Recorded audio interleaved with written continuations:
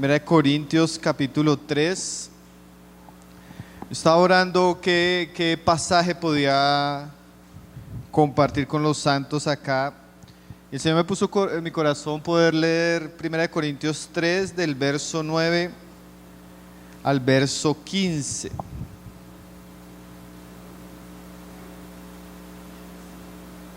Y este pasaje, hermanos, es un pasaje, yo creo que para nosotros un pasaje muy conocido. Yo creo que lo hemos leído, considerado muchas veces, pero siempre la palabra de Dios es viva, siempre es nueva, siempre es poderosa, siempre es eficaz. Entonces vamos a leerlo completo y después vamos a ir considerando cuál es el tema del pasaje y cómo lo vamos a estar abordando.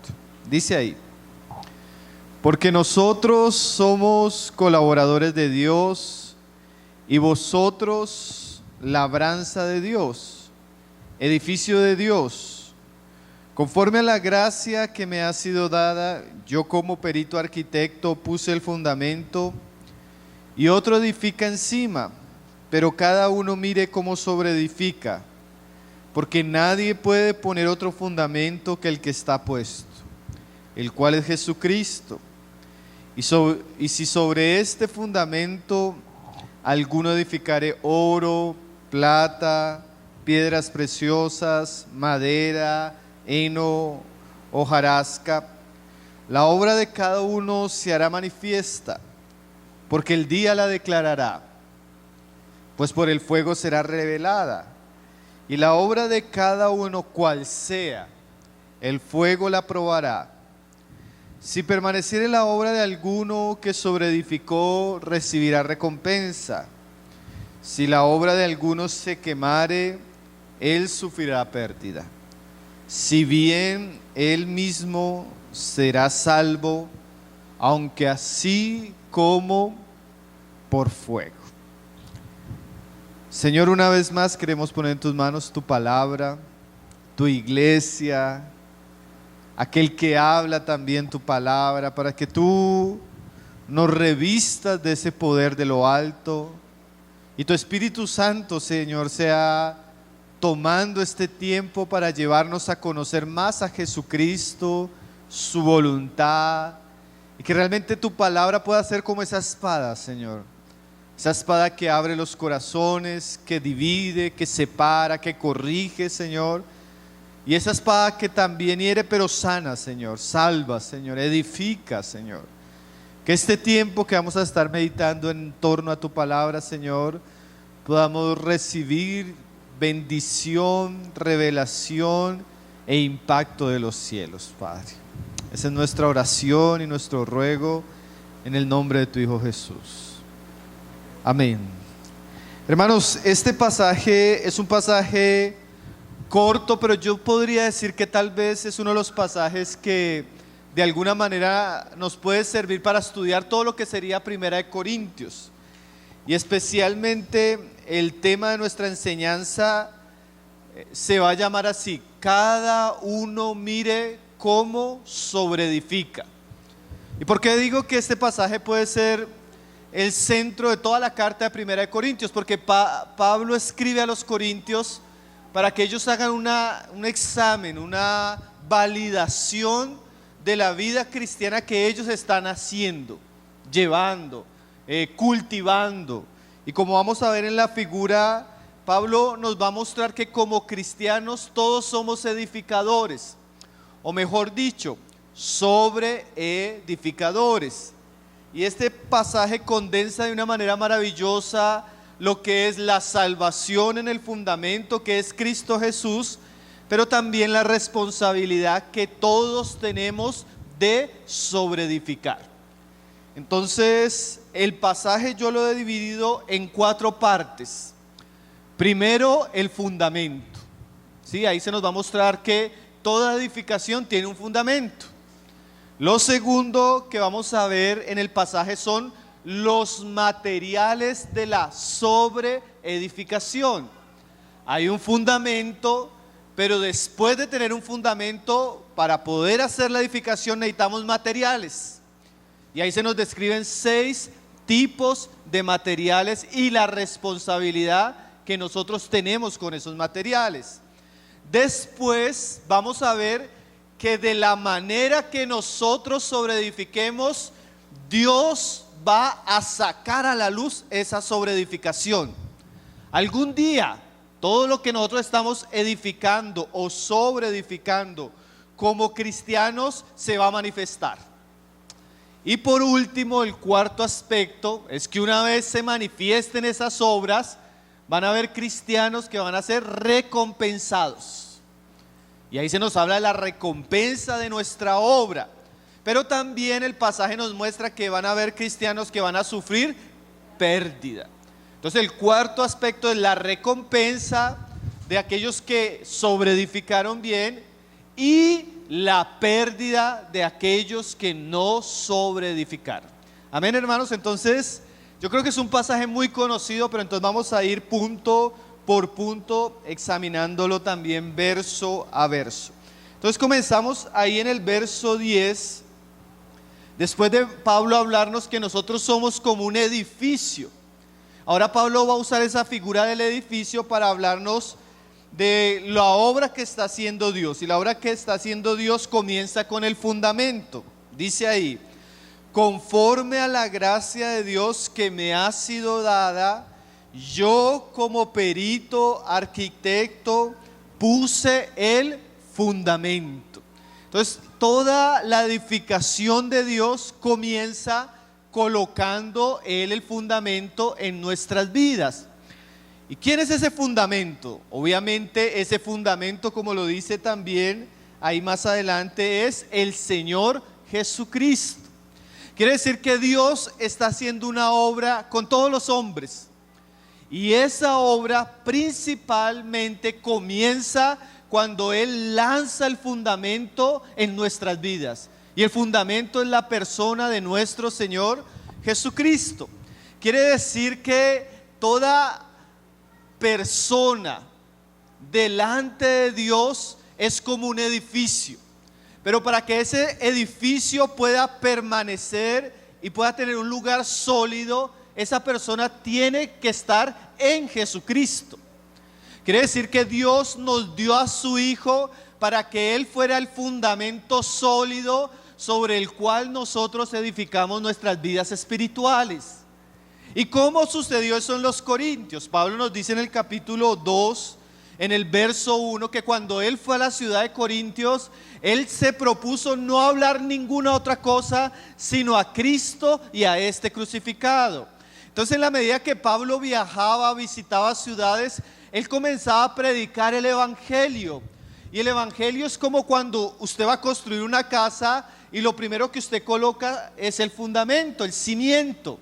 Entonces la obra de Dios en la vida de una persona comienza cuando esa persona escucha hablar de Jesucristo y su corazón en arrepentimiento y fe pone su confianza en Él. Ahí comienza la verdadera edificación espiritual de Dios en nuestra vida. Entonces la palabra de Cristo corre, es predicada, es oída, porque Dios quiere salvar a los hombres y edificar la vida de estos hombres. Ahora, ahí más adelante en el verso 11, Pablo dice lo siguiente, resaltando la importancia del fundamento: porque nadie puede poner otro fundamento que el que está puesto, el cual es Jesucristo. O sea que delante de Dios nadie puede poner otro fundamento o nadie puede edificar su vida sobre otra base que no sea Jesucristo, que no sea su evangelio, que no sea su muerte, que no sea su resurrección. Cualquier hombre que en un acto osado, orgulloso, quiera edificar su vida fuera de Jesucristo, como Jesús usa otra figura hablándonos, Él dice así: toda planta que mi Padre no plantó será desarraigada. Y podemos usar ese lenguaje para decir que toda vida, todo hombre, toda mujer, todo joven, todo anciano, todo rico, todo pobre, que no edificó su vida sobre la fe en Jesucristo es una edificación que está destinada a la destrucción y a la ruina eterna. Solo en Cristo el hombre puede encontrar salvación.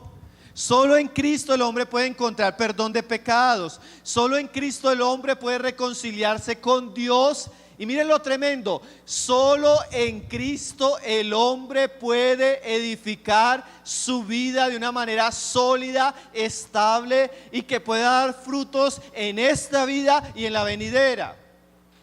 Cuando Pablo dice ahí, hermanos, que nadie puede poner otro fundamento, no quiere decir que yo no pueda edificar mi vida fuera de Cristo. Obviamente lo puedo hacer. Ahí no está hablando de una imposibilidad en el sentido de que no se puede hacer. Ahí está hablando que es una locura.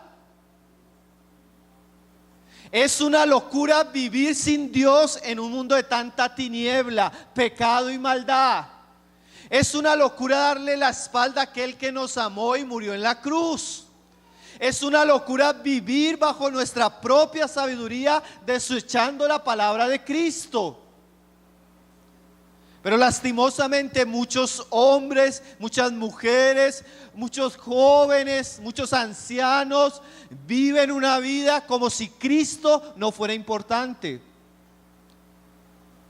Lo cual hace que ellos edifiquen su vida sobre un lugar que no es un terreno sólido.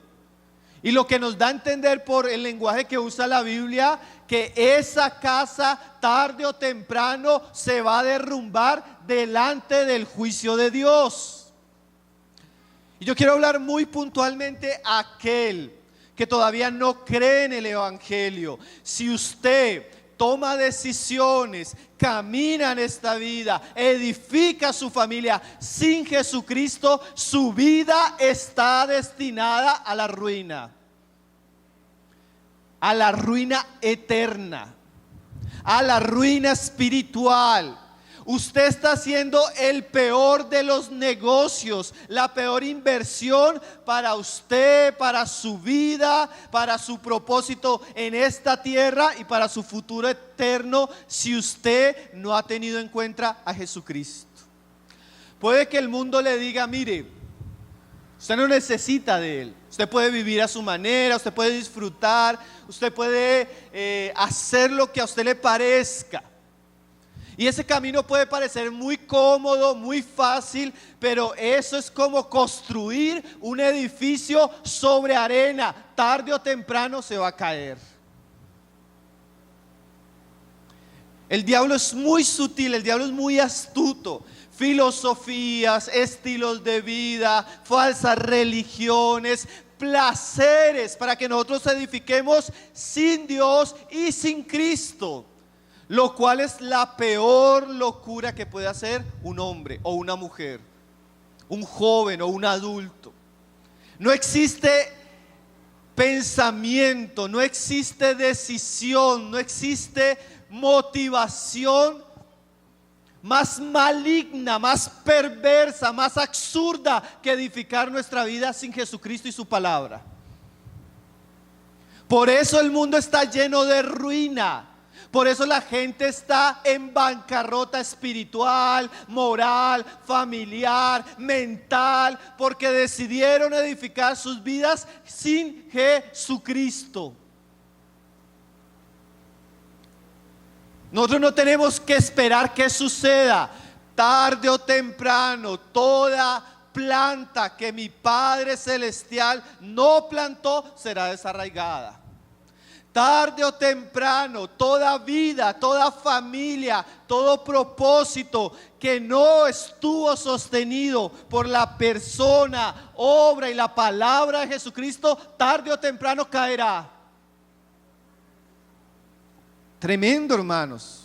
Nosotros tenemos un fundamento glorioso, seguro, firme, que no solo nos da seguridad para los desafíos de esta vida, sino que nos ayuda a enfrentar las pruebas y aún la muerte.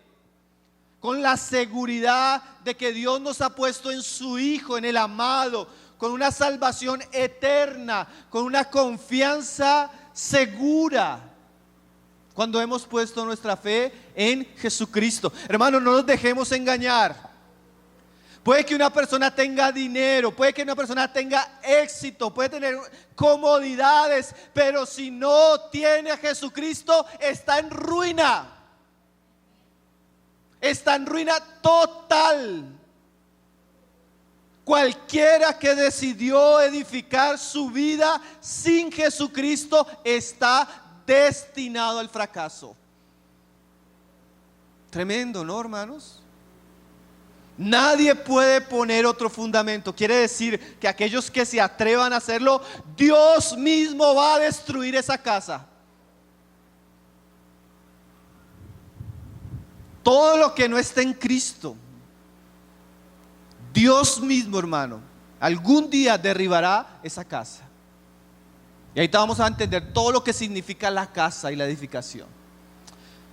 Hermanos, lo primero que Pablo nos muestra es que gracias a la predicación del Evangelio en Corintio, muchos habían puesto su fe en Cristo y ahora estaban sobre el fundamento. Así que si usted, como creyente en Jesucristo, puso su fe en Él, ahora usted es parte de ese gran edificio que Dios está edificando para su gloria. Si usted ha creído en Cristo, usted le ama a Cristo, Cristo es su Señor, su Salvador, usted se rige por su palabra y su mayor deseo es honrarle, usted ya tiene el fundamento. Gracias a Dios por eso, ¿cierto?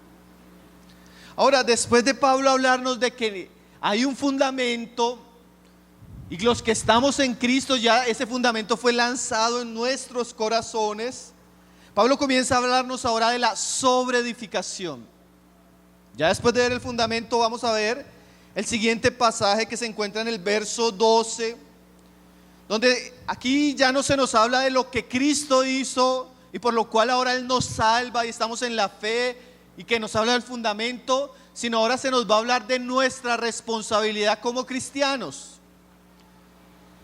Dice ahí en el verso 12: y si sobre este fundamento alguno edificare oro, plata, piedras preciosas, madera, heno, hojarasca, la obra de cada uno se hará manifiesta. Aquí se nos muestra, hermanos, de manera maravillosa ese vínculo íntimo entre la salvación que es de Dios por Cristo y la responsabilidad que ahora tenemos cada uno como creyentes. Una vez Dios puso el fundamento en nuestra vida, ahora Él espera que nosotros sobreedifiquemos. Todo cristiano y cristiana está edificando su vida, o como Pablo lo dice ahí, está sobreedificando. Hay una obra que cada uno de nosotros está llevando a cabo. Y eso nos va a mostrar principalmente, hermanos, la responsabilidad que nosotros como cristianos tenemos. Y yo quiero que usted entienda esto. Cuando Pablo habla de edificación, está hablando de todo lo que implica nuestra obra, nuestra responsabilidad, nuestro día a día, nuestro trabajo en el Señor. Todo cristiano está sobreedificando. Ahora, lo que Pablo nos va a mostrar es con qué materiales podemos sobreedificar. Y él habla de 6 materiales: el oro, la plata, las piedras preciosas, la madera, el heno y la hojarasca. Quiere decir que esa sobreedificación que habla de nuestra obra, Pablo va a usar unos materiales para representar el carácter de nuestra obra o de nuestra sobreedificación. Y obviamente salen a la luz 2 tipos de materiales. Unos materiales que son preciosos, costosos, que no perecen con el fuego, y otros materiales que podríamos decir que son baratos, que se corrompen, que son débiles para soportar el fuego de prueba, como Pablo lo va a decir. más adelante. ¿Eso qué quiere decir, hermanos? Bueno, cuando yo estaba joven, yo me acuerdo que yo escuché muchas predicaciones de este pasaje. Y a veces los hermanos cogían el oro y se iban por toda la Biblia para mirar qué significaba el oro. Y eran predicaciones muy edificantes. Pero yo quiero hacer más bien una interpretación contextual de lo que serían los materiales valiosos, preciosos, duraderos, y lo que serían los materiales baratos, a la luz de 1 Corintios, para que nosotros veamos qué tiene en mente Pablo cuando le está diciendo a los corintios: miren cómo están sobreedificando sus vidas cristianas.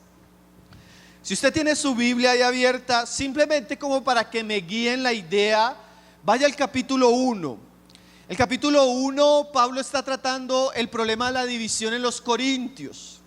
Quiere decir que unos decían que eran de Pablo, otros de Apolos, otros de Pedro, y se estaban dividiendo entre ellos.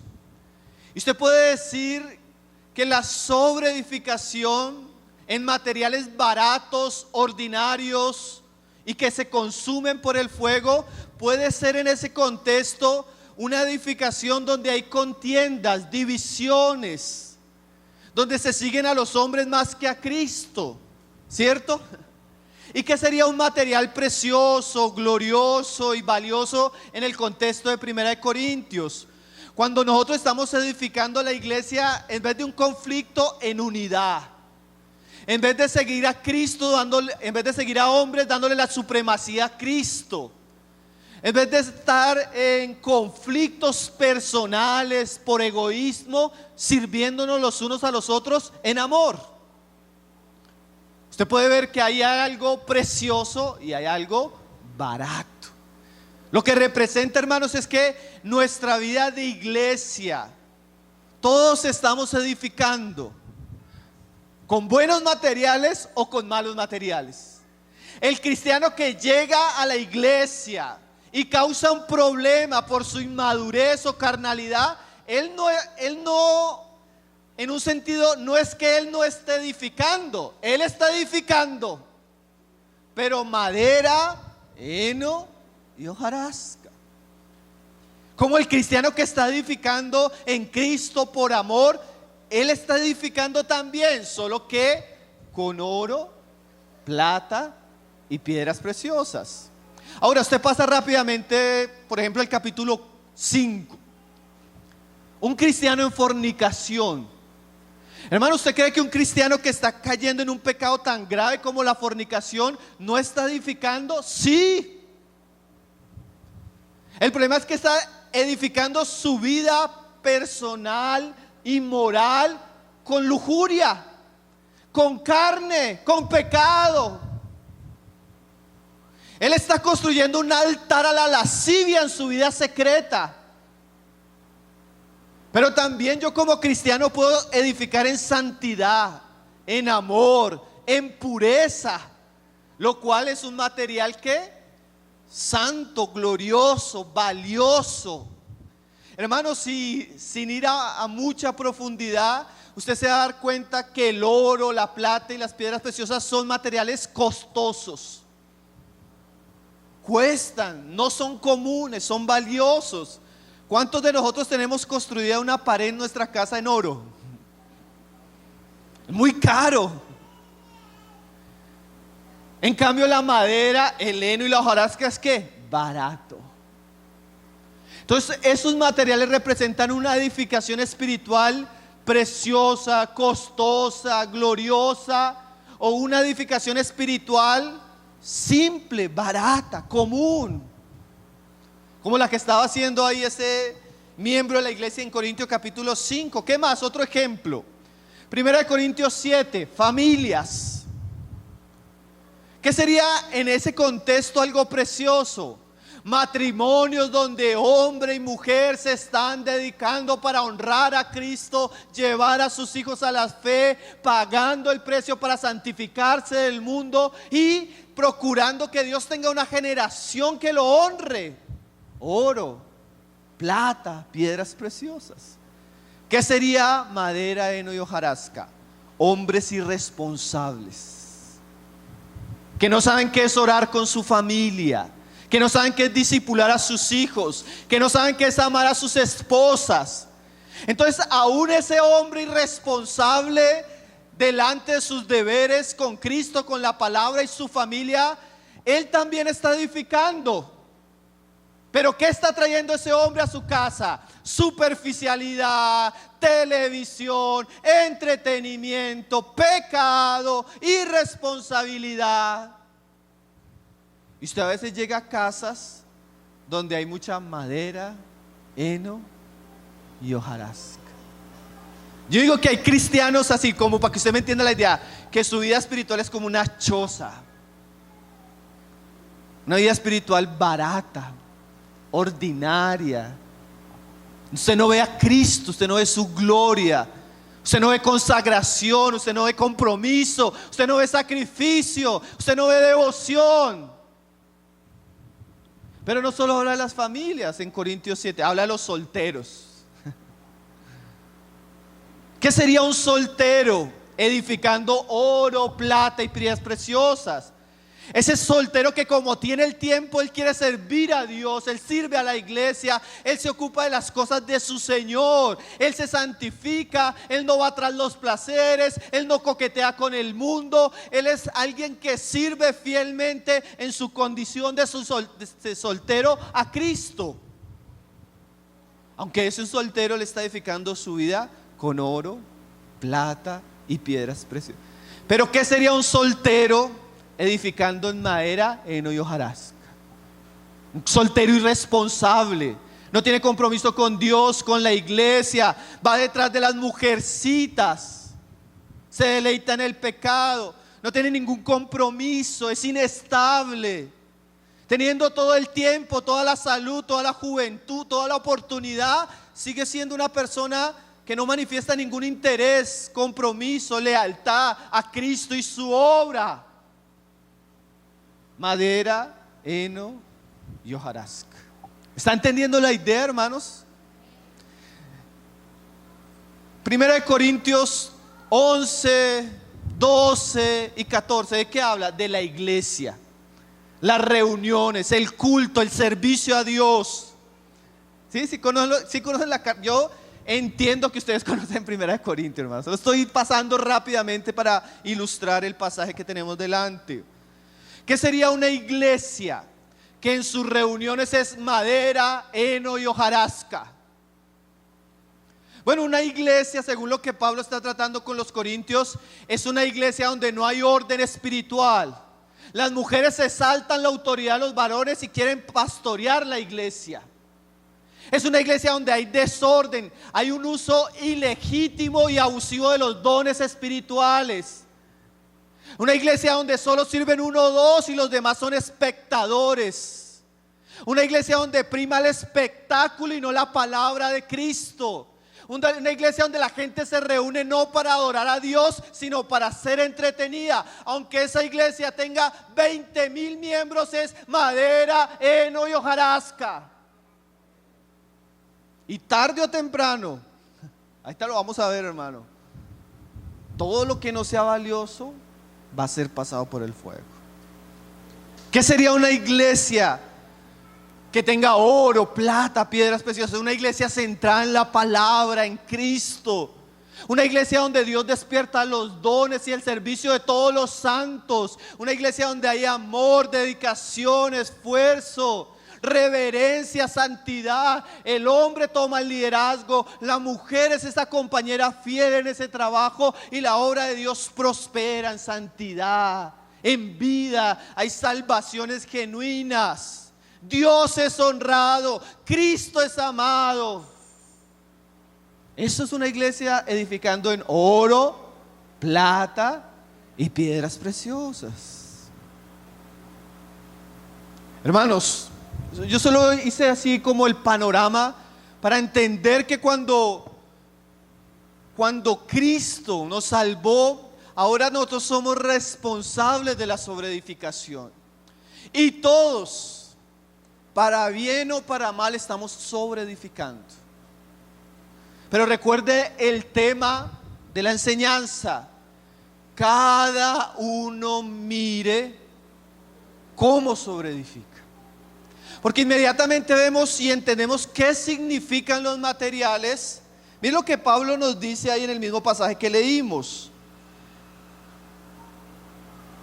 Dice, verso 12, bueno, volvamos al verso 10.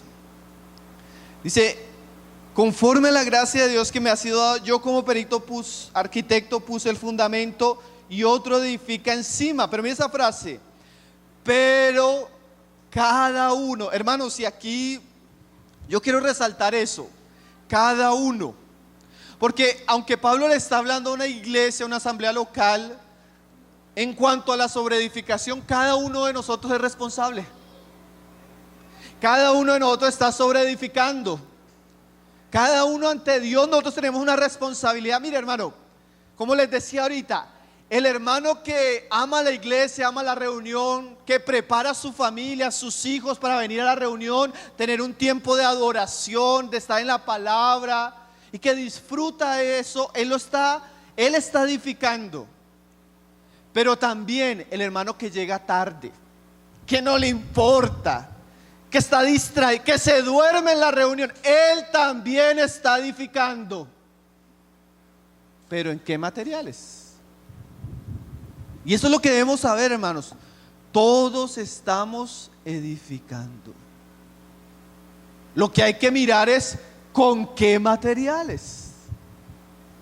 Y esa frase, hermanos, cada uno mire. Pablo quiere llevarnos a evaluar, a examinar, a probar, a hacer como una retroalimentación de cómo yo estoy llevando mi vida. ¿Cómo estoy yo andando con Dios en mi vida personal, en mi vida familiar, en mi vida como iglesia, en mis negocios?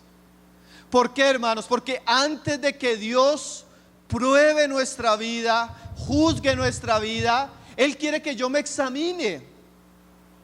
¿Y saben por qué? Si ustedes van ahí más adelante, en el capítulo 11, verso 28, que es un capítulo que usamos mucho para la cena, Pablo usa la misma idea de que cada uno se pruebe a sí mismo. ¿Por qué, hermanos? Porque en últimas, Dios, antes de probar nuestras vidas, Él quiere que nosotros de manera regular estemos examinándonos. Y yo aún decía, yo compartí este pasaje hace un año, en el diciembre del año pasado, con la iglesia ahí en Ciudad Bolívar. Yo le decía, hermanos, a veces el fin de año nos da esa posibilidad de estar concluyendo muchas cosas y de mirar hacia atrás y ver qué tal fue este año. ¿Cómo fue este año en su vida espiritual? ¿Cómo fue este año en su vida devocional? ¿Cómo fue este año para su familia? ¿Cómo fue este año para su trabajo? ¿Cómo fue este año para la iglesia? ¿Cómo fue este año para mi ministerio? Si yo hago un examen y yo me pruebo a sí mismo, este año fue un buen año, yo vi la bendición de Dios, la ayuda de Dios, el respaldo de Dios. He crecido, he visto que mi esposa está creciendo, he visto que mis hijos están encaminando, he visto que los dones que el Señor me ha dado están floreciendo, estoy creciendo en mi compromiso con Dios, con la iglesia. El Señor me ha permitido evangelizar a algunos, llevarlo a la fe. Cada uno mire, ¿cómo está usted? Porque, hermanos, cuando hacemos un examen concienzudo, realmente la mayoría de nosotros sabe en qué situación está, ¿cierto? No, a veces uno dice, Señor, este año no fue bueno en esta área, Señor.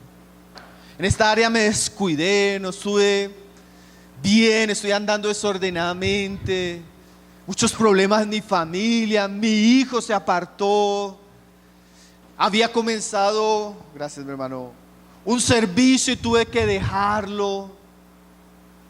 Cada uno, dice ahí Pablo, pruébese a sí mismo. O sea, si yo soy el edificador, yo soy el responsable de ver cómo se están dando las cosas. Yo creo que usted ha tenido la experiencia. Yo construí mi apartamento, lo tumbé y lo construí de nuevo. Entonces yo contraté un trabajador y yo todos los viernes iba a mirar en qué iba el hombre. ¿Qué hizo esta semana? No hice esto. ¿Qué hizo esta semana? No hice esto. ¿Qué hizo esta semana? No hice esto. Esa es la idea de pruébese a sí mismo. Hermanos, nosotros no debemos andar como cristianos a la deriva, que no sabemos ni dónde estábamos, ni a dónde vamos, ni qué está pasando. ¿Usted haría esto con su dinero? No, cierto que uno, la cuenta bancaria, uno sabe cuánto tiene, hermano. Uno sabe cuánto se gastó. ¿Por qué? Porque el dinero para nosotros es importante. Pero si nuestra vida cristiana fuera importante, nosotros haríamos generalmente una evaluación. ¿Dónde estoy? ¿En qué he gastado? ¿En qué he invertido mi tiempo? ¿Sí? Entonces Pablo está diciendo, pruébese cada uno. Ahora, obviamente ese probarse no es a la luz de nuestra propia sabiduría. Ese pruébese cada uno a sí mismo es a la luz de la palabra. Es a la luz de la revelación escrita. Es a la luz de la comunión de los hermanos. ¿Hace cuánto usted? Yo no sé si usted hace ese ejercicio. Yo creo que ese ejercicio es saludable como cristiano. Hermano, ¿cómo me ha visto usted este tiempo como hermano? ¿Hay algo que usted quisiera decirme, hermano, que de pronto no estoy haciendo bien? Mi servicio, hermano, ¿cómo lo están viendo ustedes como iglesia? O usted con su esposa, amor, ¿cómo me has visto este tiempo con el Señor? ¿Cómo estoy siendo como hombre, como padre? ¿Hay algo que tengo que corregir? Usted que sirve en tal área, hermano, yo estoy aquí en la alabanza, ¿cómo me ve? ¿Estoy comprometido, hermano? ¿Hay algo que quisieran decirme? ¿Algo que tengo que mejorar? Usted tiene esa práctica, hermano. Esa práctica es una práctica. Eso es lo que en pocas palabras en el Antiguo Testamento decía meditar. ¿Saben qué es meditar? Considerar la palabra a la luz de mi realidad personal. O sea, yo miro la palabra y me juzgo, me pruebo, me evalúo. ¿Usted hace eso?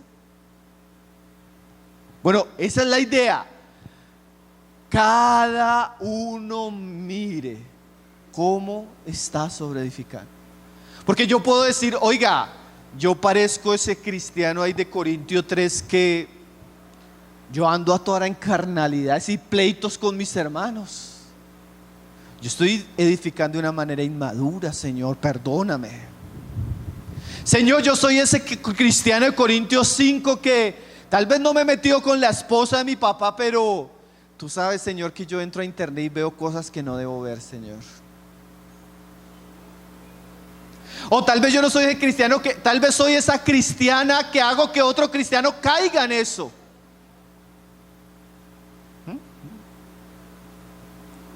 O tal vez, Señor, mi familia, Señor, mi familia está llena de madera, heno y hojarasca. Bueno, esa es la idea de Pablo, hermanos. Y la idea de Dios, que nosotros nos examinemos.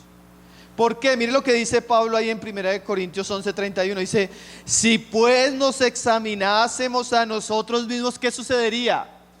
No seríamos juzgados. Porque si yo veo cosas en mí que son madera, heno y hojarasca, Dios me muestra, la palabra me habla, el Espíritu me redarguye y los hermanos tal vez se me acercan y me hablan, yo tal vez puedo tener un examen de juzgarme y decirme, Señor, perdóname. Perdóname porque esto no te agrada, esto es heno, esto es madera, esto es hojarasca, Señor. Y yo no quiero vivir en eso, Señor. Saca eso, Señor. Trata eso en mi vida. Pero a veces nosotros, hermanos, a veces nosotros somos osados. Yo contaba el ejemplo cuando yo estaba construyendo el apartamento, que a mí me sucedió lo siguiente. Un viernes ya íbamos bien avanzados, y eso cuando usted está construyendo usted se está quedando sin recursos. Y ya me dice el constructor, ¿sabe que estuve mirando el cable, toda la parte eléctrica del apartamento? Y me dice, la persona que construyó ese apartamento antes todo el cable lo remendó. Es un cable de calibre bajito. Antes yo no sé por qué no se le ha incendiado. Yo le dije, entonces, ¿qué tenemos que hacer? Me dijo, toca cambiar todo el cable. Y los que han construido saben qué significa todo eso, ¿no? Y yo le dije, pues así sea con lo que sea, toca cambiarlo. Hermanos, ¿por qué doy el ejemplo? Porque uno naturalmente, si usted está construyendo una casa y usted sabe que hay algo que está mal, aunque no se vea, pero está mal, en algún momento eso va a ser corto. En algún momento va a salir a la luz el problema, ¿cierto? Entonces yo, como sé que no quiero poner en riesgo mi inversión, mi familia, pues yo voy a hacer todo lo posible para tratar el cable, sacarlo, comprar uno nuevo. Pero ¿saben qué, hermanos? Espiritualmente no lo hacemos. Sabemos que tenemos el cortocircuito ahí. Sabemos que tenemos un asunto que a Dios no le agrada. Sabemos que tenemos un pecado ahí descarado. Y como no se ve, lo dejamos ahí. Mi hermano, yo me he encontrado con hermanos que hasta que no se les incendió la casa, no hablan. Llega la hermana, hermano, me divorcio, y dígame lo que me diga, me divorcio. ¿Y por qué, hermana? Es que este hombre esto es. ¿Y hace cuánto? 3 años que venimos en la... 3 años, hermana. Imagínese. 3 años el cable ahí quemándose, haciendo chispa. Problemas de comunicación, problemas de infidelidad, problemas de carácter. Y nunca lo trataron. Hasta que se incendió la casa. Entonces ese pruébese a sí mismo. No es solo que usted diga, oiga, el cable está mal. Sino es que yo me doy cuenta que hay cosas que tal vez no le agradan a Dios. Y que tengo que ser intencional en tratar eso. No es que yo tengo un problema con el hermano de la iglesia, el que pastorea, y yo no soporto cuando enseña, y yo esto, y vive un asunto en mi corazón creando cosas, murmurando, indignándome, y nunca soy capaz de acercarme a hablar con el hermano. Pero cuando se incendia el corazón y termino yéndome a la comunión. ¿Usted ha visto eso, hermano?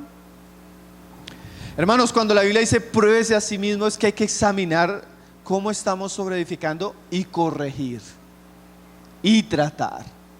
Entonces recuerde, primero está el fundamento, después está la sobreedificación. Y en esa sobreedificación tenemos materiales que cada uno de nosotros es responsable de ver si eso es de Cristo o no es de Cristo, si eso es valioso o no es valioso, si eso puede soportar el fuego de la prueba o no lo puede soportar. Hermanos,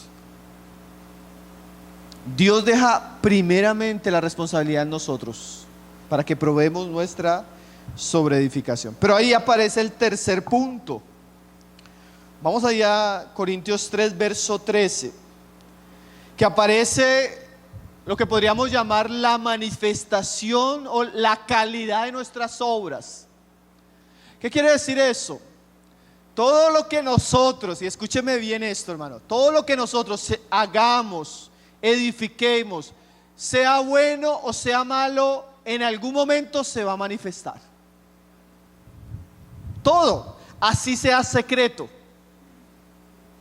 Es que yo lo hago en secreto y nadie me... No, todo lo que hacemos, todo lo que pensamos, todas las decisiones que tomamos como creyentes, todo lo que invertimos nuestro tiempo, nuestro corazón, tenga que ver con Dios, tenga que ver con mi vida moral, familiar, mi servicio a Dios, mi vida de iglesia, todo en algún momento se va a manifestar. Y ahí es lo tremendo, porque a veces la madera parece oro y el oro a veces parece que no es tan valioso. ¿Se dar cuenta de eso? A veces la apariencia genera un engaño, pero llega un momento donde todo lo que nosotros hagamos se va a manifestar, que es el tercer aspecto.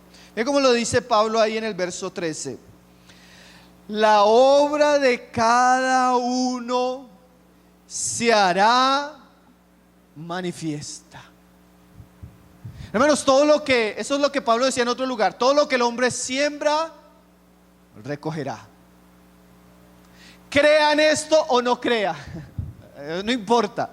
Es que yo no creo, no importa que no crea, lo que usted siembra, recogerá. Y de la misma manera, todo lo que el cristiano hace, sea glorioso, sea barato, sea ordinario, o sea algo costoso, en algún momento Dios lo va a sacar a la luz. Es como una sentencia. Todo lo que tú eres, todo lo que tú haces, en algún momento se va a manifestar. Sí. Eso es hermano, nada queda en oculto. Dios en algún momento va a destapar lo bueno y lo malo. Entonces dice ahí Pablo, la obra de cada uno se hará manifiesta. Dice ahí, porque el día la declarará, pues por el fuego será revelada y la obra de cada uno, cual sea el fuego, la probará. La mayoría de intérpretes, y yo me uno a esa interpretación, piensa que esto tiene que ver con una directa relación al tribunal de Cristo. El día que estemos todos delante del Señor, Él va a sacar a la luz todo y va a probar todas las cosas.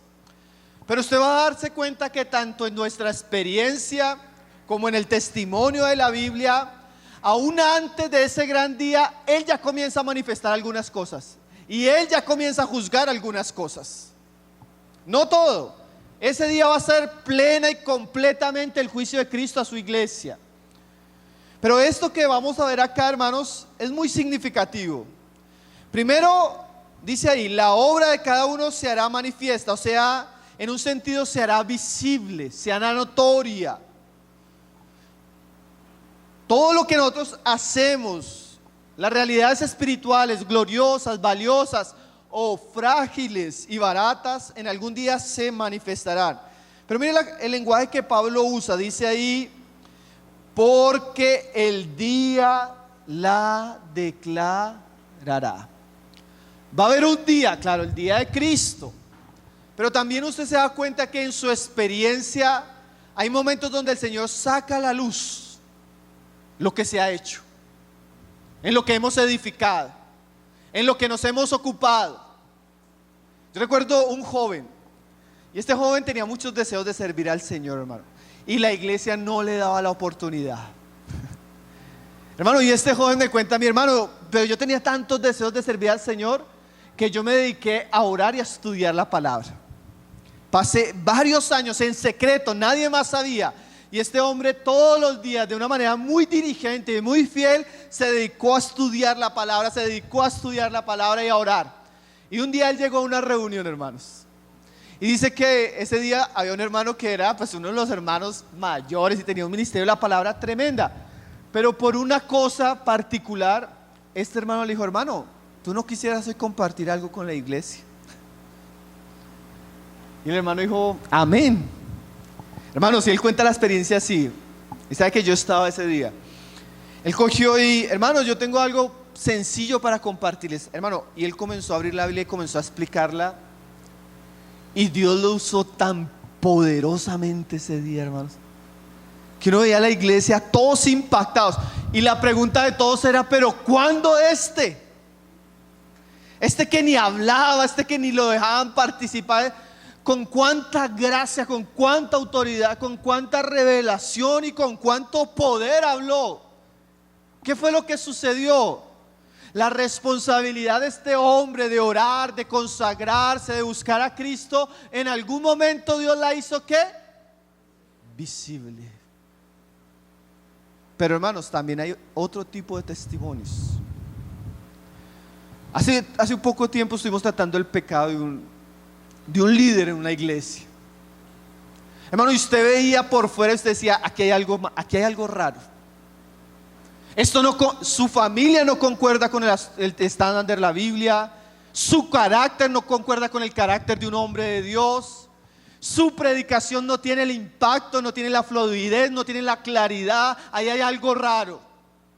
Por más que él se presentaba como un hombre piadoso, por más que él era apreciado por personas, había algo raro, hermanos. Y un día las cosas comienzan a ponerse difíciles y nos sentamos a hablar con Él. Nosotros tenemos carga por esto y por... No. Otra semana después, con testigos, tenemos carga por esto. No. Al mes, la iglesia, tenemos carga por esto. No. Y el hombre es endurecido. Hasta que un día la esposa dijo: hermanos, tengo que hablar con ustedes. Llegó el día donde Dios sacó a la luz. No sabíamos qué era, no teníamos detalles, pero hermanos, nada queda oculto. Nada queda oculto. Llega el día que Dios saca a la luz nuestra realidad espiritual, el calibre y carácter de nuestras obras. Eso, yo creo, hermanos, que para aquel que está edificando su vida con materiales ordinarios, que puede ser la carne, el viejo hombre, el pecado del mundo, el error doctrinal, la ambición económica, algún día Dios va a sacar a la luz esa realidad.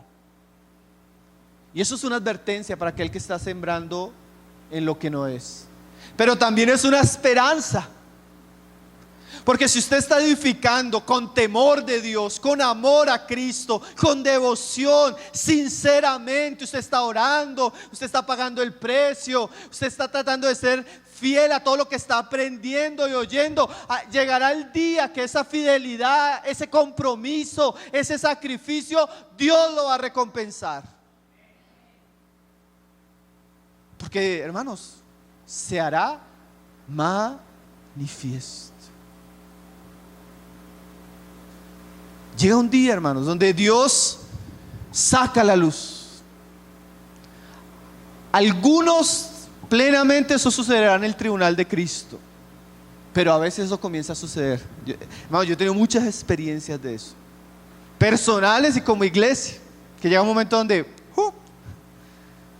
llegó el día que se destapó lo bueno y lo malo. Pero sepamos esto: antes de que salga la luz, examinémonos. Antes de tener una exposición pública delante de Dios, expongámonos. Señor, examíname, corrígeme, guíame. Si hay pecados ocultos, si hay cosas que no te agradan, si en esto he sido necio, si en esto he sido irresponsable. Hermanos, nuestros secretos algún día no serán secretos. Algún día se revelarán, dice Pablo, conforme al evangelio de Jesucristo. Dice: porque el día la declarará. Y mire cómo el Señor manifiesta o une el día con un siguiente asunto. No se me duerma. Ponga atención acá. Yo soy experto en despertar a los hermanos. Tengo una lucha ya con los hermanos, no todos, pero unos 2 o 3. Aquí ya estoy identificando a varios, mi hermano. Dice: porque el día la declarará. Mire lo que dice la frase siguiente: pues por el fuego será revelada, y la obra de cada uno, cual sea el fuego, la probará. Hermanos, aquí Pablo vincula el día de revelar con el día de probar, o el fuego prueba. Y miren, escúcheme esta idea. La mayoría, cuando usted lee el Nuevo Testamento, la figura del fuego habla de fuego de prueba, ¿sí? Y es un lenguaje que Dios usa para hablarnos que Él prueba todas las cosas, como el fuego, el calor del fuego prueba los materiales. Entonces, todo cristiano, en algún momento, Dios va a sacar a la luz su verdadera condición, y generalmente no existe mejor ocasión cuando eso sale que cuando pasamos por pruebas. El fuego, la prueba, la dificultad es la que manifiesta generalmente la condición, el carácter de nuestra edificación. Por ejemplo, nadie sabe cuán orgulloso es hasta cuando es confrontado. Ese fuego de prueba saca a la luz si yo soy verdaderamente humilde o soy verdaderamente paciente, ¿no? Porque es muy fácil ser pacientes acá, amén, aleluya. Digo que yo he tenido esta experiencia con los hermanos de la iglesia. No sé si ustedes la han tenido acá, pero yo la he tenido. Todos son lindos, todos son amorosos, hasta que nos toca hablar algo en privado con ellos. Ahí ya el asunto cambia, hermano. No, eso pasa allá en Bogotá, acá de pronto no pasa. De la misma manera, hermanos, todos a veces creemos que tenemos una fe en Dios, que amamos a Dios, que servimos a Dios, que lo que hacemos a Dios le agrada, hasta que viene el fuego, hasta que viene la dificultad económica, hasta que viene el problema de salud, hasta que viene la oposición, hasta que vienen las situaciones contrarias, donde yo veo si realmente mi fe, mi devoción, mi servicio a Dios es suficientemente valioso que soporta.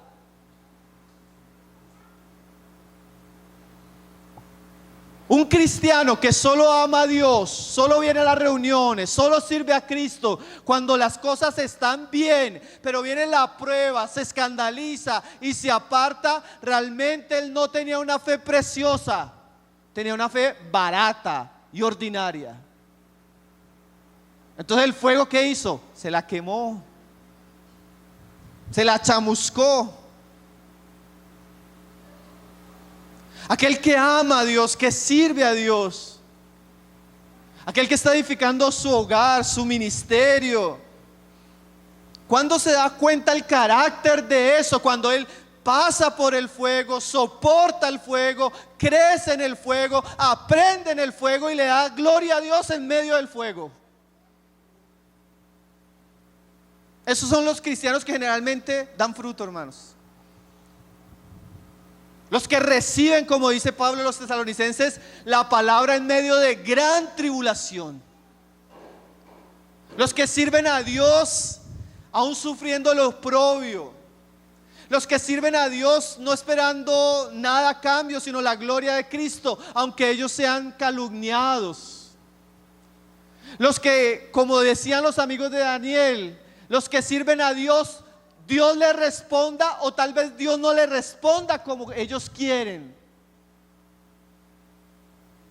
Los que sirven a Dios por encima de la aprobación de los hombres. Hermanos, todos, y eso es tremendo, los que edifican con materiales preciosos, pero los que aún no van a ser probados. Todos. Personalmente, familiarmente, ministerialmente. La iglesia misma como iglesia va a tener momentos donde, y dice Pablo que es necesario que eso suceda para que se manifiesten aquellos que son aprobados. La iglesia es un ambiente tan precioso hasta que vienen las pruebas, pero gracias a Dios por las pruebas, porque nos manifiestan quiénes son quiénes, qué están buscando, ¿qué están amando? ¿A quién están sirviendo? Entonces, hermanos, la manifestación del carácter de nuestra sobreedificación se va a ver en los días difíciles. Ahí usted ve, cuando usted ve un cristiano, y eso es interesante, cuando usted ve un cristiano pasando una prueba, y usted ve que a pesar de la prueba el hombre se mantiene o la mujer se mantiene firmes, ahí usted tiene una fe gloriosa.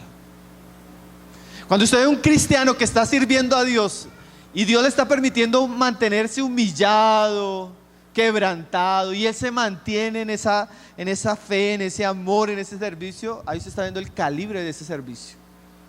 Cuando usted ve un hogar que vienen las pruebas, las dificultades, y ese hogar se mantiene, usted ve el carácter de esa edificación, de esa familia.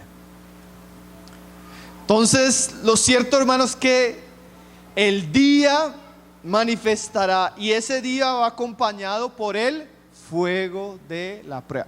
Si usted escucha un evangelio donde el cristiano no pasa por pruebas, usted escucha otro evangelio, hermanos, porque todos vamos a ser probados. El fuego de la prueba viene para todos. Entonces tenemos el fundamento, la sobreedificación y el día de la manifestación.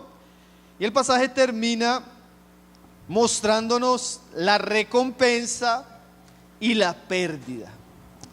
Entonces dice ahí en el verso 14: si permaneciere la obra de alguno que sobreedificó.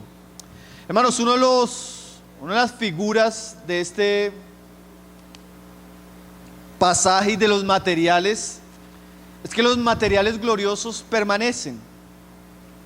Si usted pone al fuego el oro, al fuego las piedras preciosas, en vez de dañarlo, lo perfeccionan, lo purifican. Y algo que aquí nos va a mostrar Pablo es que la obra que es de Dios en nuestras vidas, que es con materiales gloriosos, permanece. Lo que es de Dios, hermano, permanece. No es algo rápido, fugaz, no es algo que vino y se fue. Lo que es de Dios tiene un carácter permanente. Si mi devoción, si mi servicio, si mi familia, si mi ministerio, si la iglesia que estamos edificando, la estamos edificando sobre Cristo y con buenos materiales, va a permanecer. Los años nos van a dar testimonio de que eso era de Dios o no. Pero hermanos, dice ahí: si permaneciere la obra de alguno que sobreedificó, dice ahí que recibirá recompensa. Qué preciosa promesa. Todo lo que hicimos en Cristo, valioso, que permaneció, en algún momento todo eso va a ser recompensado. La Biblia, hermanos, abunda con promesas de que aquellos que fueron fieles, de que aquellos que se mantuvieron en el día de la prueba, de que aquellos que sembraron en Cristo, en el Espíritu, con amor a Dios, con temor, en algún momento ellos van a ser recompensados. Eso puede suceder en esta vida mientras andamos, pero va a suceder plenamente en el tribunal de Cristo. Ahora, ¿qué serían las recompensas? Por ejemplo, en este camino, ¿qué mayor recompensa que conocer más de Cristo, hermanos? ¿Qué mayor recompensa que Él se nos revele más, nos dé más gracia, nos dé más oportunidades? ¿Qué mayor recompensa que tener nuestra familia sirviéndole a Él, hermanos? ¿Qué mayor recompensa que nuestros ministerios sean útiles para la salvación de hombres y para la edificación de almas? ¿Qué mayor recompensa, hermanos, como decía una persona en estos días, que cuando partamos a la presencia del Señor hayamos dejado un legado de bendición a otros? ¿Qué mayor recompensa que cuando piensen en nosotros, piensen en personas que amaron a Cristo y le sirvieron fielmente? Bueno, yo creo que esas son ese tipo de recompensas que todo cristiano debería anhelar, buscar, desear. Señor, ayúdame a ser fiel, para que el día que esté delante tuyo no tenga de qué avergonzarme, sino pueda ver tu gracia manifiesta en una vida que dio fruto, una vida que fue bendecida, una vida como la que dice el salmista, que esa persona todo lo que hacía prosperaba. Y no estamos hablando de una prosperidad económica, ¿no? Sino la prosperidad de Cristo. Hermanos, aquí vamos a darnos cuenta que entre comillas, el éxito en la vida cristiana no es casualidad. No es casualidad. Es el fruto de una buena sobreedificación, de un buen trabajo, de dedicación, de pagar el precio, de comprometerse, de no ser ligeros, livianos, superficiales, de tratar seriamente con nuestro corazón, con nuestras vidas, de tomar en serio la palabra que aprendemos. Yo quisiera decirle algo a los hermanos acá, que algo que comúnmente le digo a los hermanos por experiencia donde yo vivo. No piense que por estar en una iglesia donde se predica fielmente la palabra, usted es un buen cristiano. Porque por experiencia yo me doy cuenta que no es así. Muchos que escuchan buena enseñanza, buena palabra, sábado tras sábado, domingo tras domingo, su vida no cambia mucho.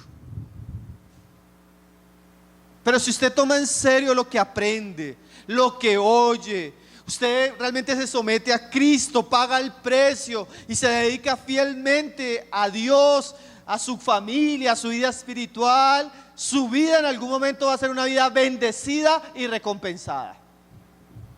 Porque esa es la esperanza que nos da este pasaje. Aunque sea difícil, aunque vengan días malos, aunque el fuego se caliente 7 veces más por épocas, si nuestra vida está en Cristo va a ser recompensada, hermanos. Y hacia allá deberíamos caminar en medio de este mundo, con esa expectativa de que el camino nos traerá la bendición, la ayuda, el cuidado y la recompensa de nuestro Señor. Pero también el verso 15 tiene la parte opuesta. Dice: si la obra de alguno se quemare, él sufrirá pérdida, si bien él mismo será salvo, aunque así como por fuego. Hermano, lo que nosotros hacemos puede ser de valor eterno o puede ser tan barato que Dios lo va a quemar. Piense en eso. Cuando usted está construyendo su casa, usted no va a querer ver su casa llena de escombros, de ruina. Nadie hace eso, ¿cierto? Y así como nadie lo haría naturalmente, nadie lo haría espiritualmente. Imagínese un cristiano que semana tras semana viene a la reunión, profesa con sus labios que es cristiano, quiere que su familia sea cristiana, quiere servir a Dios, pero ese querer solo es un deseo de corazón, porque en su vida práctica él no hace nada para que eso suceda. Pero él mantiene esa ilusión semana tras semana, año tras año, y las cosas no cambian. Y llega un momento donde viene la prueba, y en vez de él ver un fruto de las cosas, lo que él deseaba, pero por lo cual no trabajó, comienza a quemarse.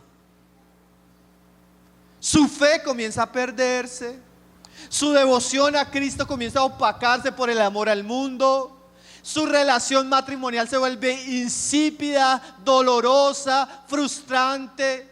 Sus anhelos de servir terminan siendo simplemente deseos fugaces, porque ahora vive enredado en las cosas de este mundo. Y cuando está delante de la presencia del Señor, le va a escuchar de parte del Señor: siervo malo y negligente. Usted puede pensar que puede existir un mayor fracaso para un cristiano que eso,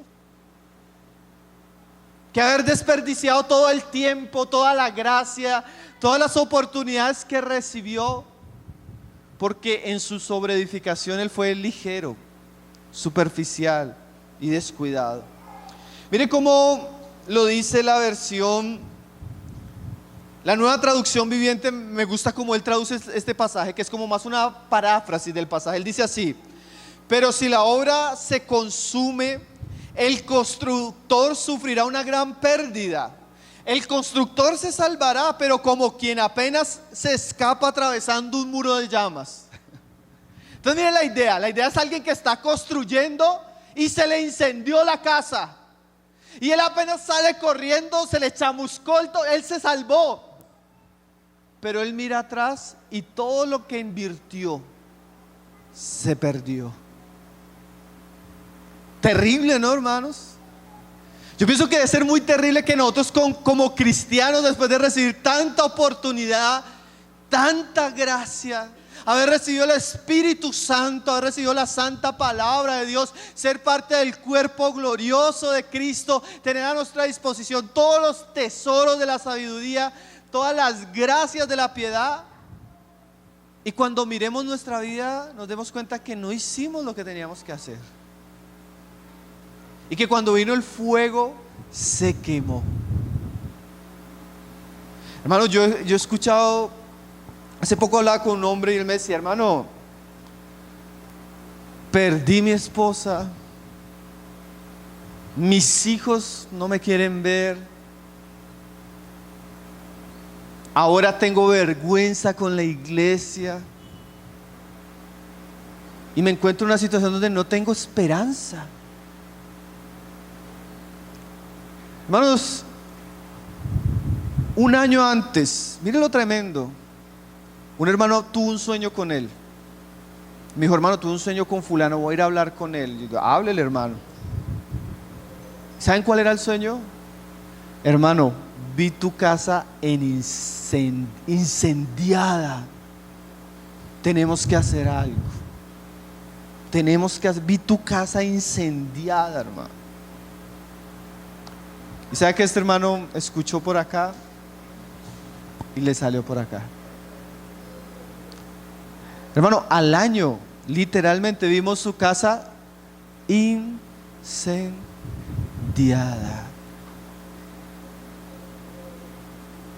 ¿Por qué? Porque este hombre... Yo no soy de sueños, pero esto que a veces ilustran. En otra ciudad yo estaba y un hermano me dijo, mire el sueño que tuve con fulano. Yo lo vi construyendo su casa y llegó a la casa de este hombre y se le parqueó estas máquinas, ¿cómo se llaman? ¿Excavadoras? Se le parqueó una excavadora frente a la casa. Y mientras él estaba construyendo la casa, la excavadora levantó la esta, hizo así, ¡pum! Y se cayó toda la casa. Hermanos, yo dije, uy, qué sueño tan... A mí me dio escalofrío cuando lo escuché. Hermano, al año, a los meses, su esposa le fue infiel. Él cayó en una doctrina judaizante. O sea, literalmente su casa se quemó. ¿Por qué digo esto, hermanos? Porque realmente como cristianos, hermanos, nosotros somos responsables de cómo estamos sobreedificando. El cristiano fiel en algún momento, como dice el pasaje, va a ser recompensado. Pero también, como dice el pasaje, el cristiano necio que edificó con malos materiales, en algún momento las cosas se van a quemar. Y dice ahí, él sufrirá pérdida. Si bien él mismo será salvo. ¿Se acuerdan de la idea del que sale corriendo y se salva del incendio? Y eso da la idea de que la salvación que el cristiano tiene es perpetua. Si es salvo por Cristo, es salvo para siempre. Si está en el fundamento, obviamente. Pero hermano, yo me imagino, J. Serrail dice algo: el cielo para algunos cristianos no va a ser un lugar tan tranquilo y agradable. Piensen en un cristiano que pudo haber llevado a su familia a Cristo y por su pecado tal vez les fue tropiezo. ¿Cómo será su conciencia en la eternidad? Piensen en un cristiano, a veces hoy en día, hermanos, esos predicadores tan famosos que públicamente quedan en pecados sexuales. Piensen cómo ellos van a andar en el cielo, hermanos. Son cosas que es difícil de pensar, ¿no?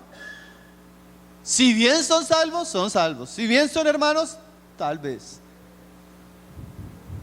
Pero hay pérdidas, hermano, que uno dice, lo acompañan, ¿no? Yo recuerdo, visité un hermano y él trabajando, hermano, perdió un brazo. Y él tuvo que rehacer toda su vida. Pero hermano, cada rato él me decía, hermano, y a mí se me olvida y voy a hacer algo cuando recuerdo que perdí el brazo. Y me entra un dolor. Él dice, recordando mi brazo. Yo creo que hay pérdidas, hermano, que por más que usted sea salvo, no dejan de ser dolorosas. Hay pérdidas que atormentan el corazón, que son como una espina al alma, ¿no? Porque tal vez no hicimos las cosas que debíamos hacer. ¿Saben que eso estaba sucediendo en los Corintios, hermano? Los Corintios estaban sufriendo mucha pérdida por tener un cristianismo muy carnal, muy inmaduro, muy superficial. Entonces termino mi mensaje con el nombre de la predicación, con el versículo, verso 10. Cada uno mire, Hermanos, ¿tú sabes cómo sería una buena manera de evaluar? Si usted en este momento Cristo viniera, ¿usted sería recompensado o castigado? Cada uno mire, y mirando eso, hagamos los debidos ajustes en nuestra vida, hermano. Tomemos en serio a Cristo y la responsabilidad que tenemos de sobreedificar, para que el día que Él venga nos haya haciendo lo que a Él le agrada. Amén, mis hermanos. Oremos y demos gracias al Señor por su palabra. Padre, te damos gracias, Señor. Gracias porque tu palabra es tan clara, Señor.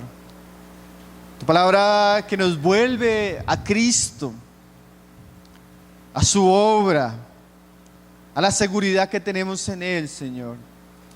Pero también tu palabra que nos hace responsables de cómo estamos sobreedificando nuestras vidas. Con qué materiales, Señor. Con qué asuntos, Señor, está ocupado nuestro corazón, Señor. Señor, tu palabra dice que aun si nuestro corazón nos acusa, Señor, nuestro corazón que es tan frágil, pero si hay cosas que nuestra conciencia, nuestro corazón, tu palabra, la misma iglesia estaba hablando a nuestras vidas, Señor, concédenos que este año que viene sea un tiempo para enderezar los malos caminos, Señor. Invertir en aquellas áreas en las que tal vez nuestra vida tiene madera, heno y hojarasca, Señor. Señor, oramos para que tú hagas una obra en nosotros, Señor, en nuestras vidas. Nos hagas conscientes de la responsabilidad de lo que hacemos cada día, Señor.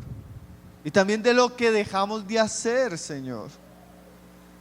Haznos buenos edificadores, Señor.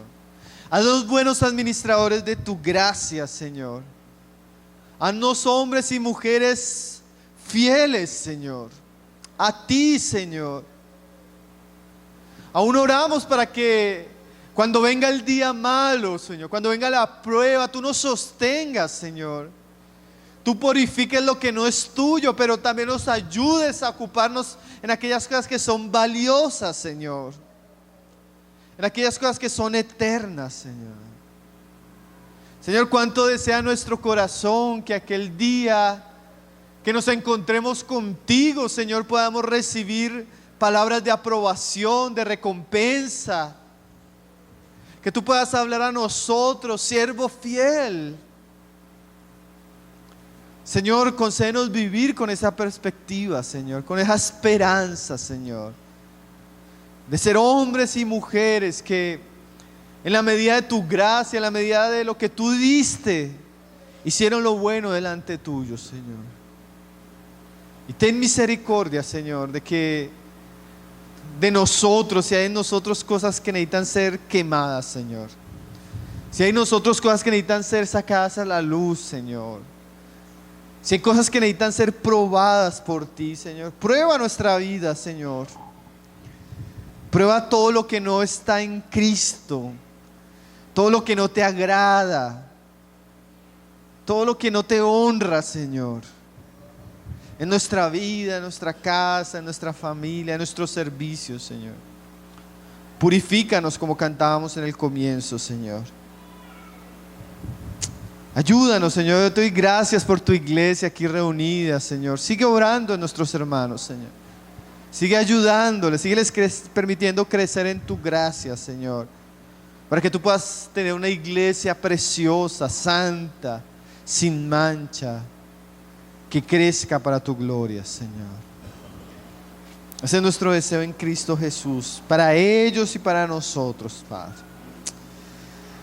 Amén, Señor Jesús.